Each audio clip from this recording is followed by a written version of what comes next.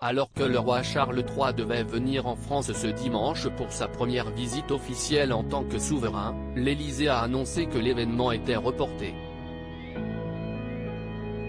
Mais qui a pris la décision de remettre à plus tard cette visite tant attendue?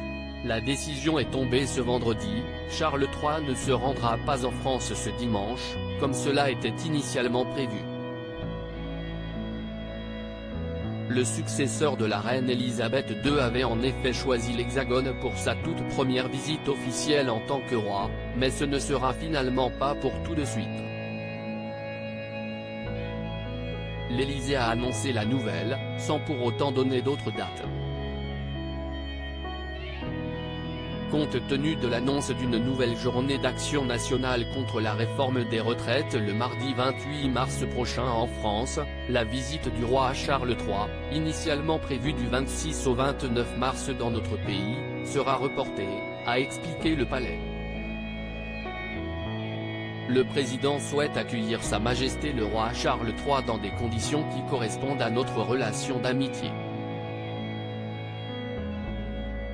En effet, le contexte est particulièrement tendu en France.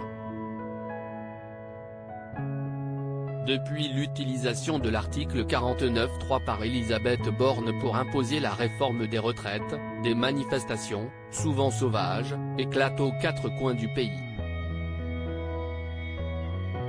Lors de la dernière mobilisation nationale qui a eu lieu ce jeudi 23 mars, 457 personnes ont été interpellées à travers le pays selon le ministère de l'Intérieur.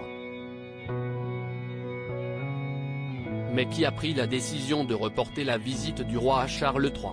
Emmanuel Macron a demandé à reporter la visite. Ce serait Emmanuel Macron en personne qui aurait jugé bon de ne pas recevoir le roi Charles III dans le contexte actuel. Downing Street affirme que cette décision a été prise avec l'accord de toutes les parties, après que le président français a demandé au gouvernement britannique de reporter la visite. Invité sur CNews ce matin, Gérald Darmanin avait pourtant affirmé que nous serons prêts à accueillir dans d'excellentes conditions le souverain britannique.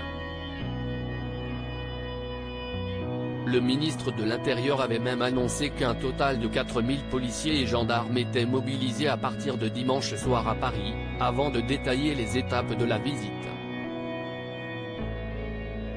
Force est de constater que la donne a changé.